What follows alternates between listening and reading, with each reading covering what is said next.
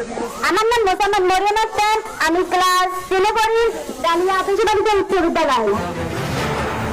আমরা বাংলাদেশের নাগরিক, আমরা বাংলাদেশের স্বাধীনভাবে চলাচল করতে চাই, কিন্তু আমাদের বাংলাদেশের স্বাধীনভাবে চলাচল করার মতো কোনো অধিকার নাই। তাই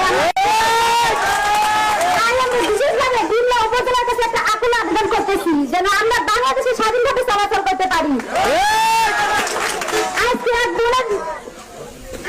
বোনের সর্বনাশ হচ্ছে, কালকে আমি আছি, আমার মতো অনেক বোনেরা আছে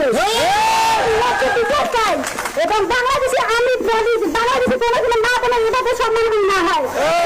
বাংলাদেশের কাছে আমার একটা আকুল আবেদন যেন আমরা বাংলাদেশের ন্যায্য বিচার পাই এবং নারীরা ন্যায্য বিচারের অধিকারে চলতে পারি।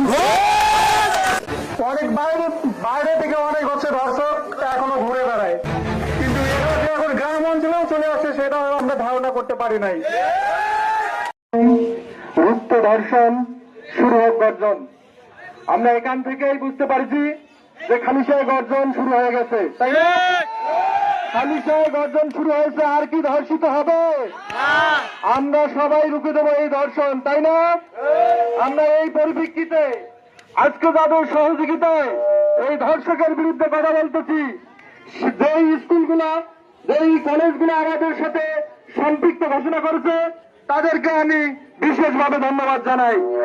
সেই সাথে ধন্যবাদ জানাই ডালিয়া আদর্শ উচ্চ বিদ্যালয়কে, সেই সাথে ধন্যবাদ জানাই তিস্তা ক্যাডেট একাডেমিকে, সেই সাথে ধন্যবাদ জানাই গোল্ডেন এডুকে হোম স্কুল অ্যান্ড কেজি কলেজকে, সেই সাথে ধন্যবাদ জানাই শিশু নিকেতন স্কুল বিদ্যালয়কে।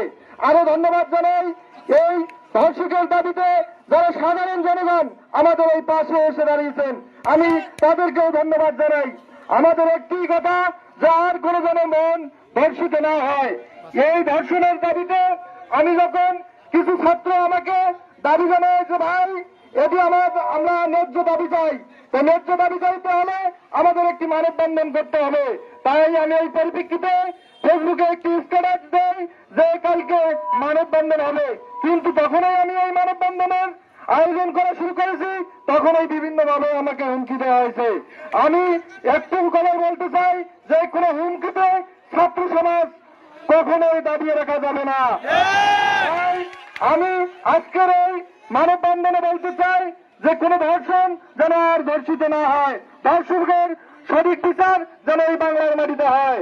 আমি নিম্ন উপজেলা প্রশাসনকে করজোরে অনুরোধ করতেছি, এই অনুরোধের পরিপ্রেক্ষিতে যদি আপনারা 24 ঘন্টার মধ্যেই এই ধর্ষকের শুধু গ্রেপ্তারি নয় দৃষ্টান্তমূলক শাস্তির ব্যবস্থা না করেন তাহলে আমি মনে করব আপনার ডিমলা উপজেলা প্রশাসন আমাদের ডিমলায় প্রয়োজন নাই, আপনারা ঘরে চুরে পরে বসে থাকবেন, কেন আপনাদের কাছে আমাদের মা বোনরা এখনো নিরাপদ নয়।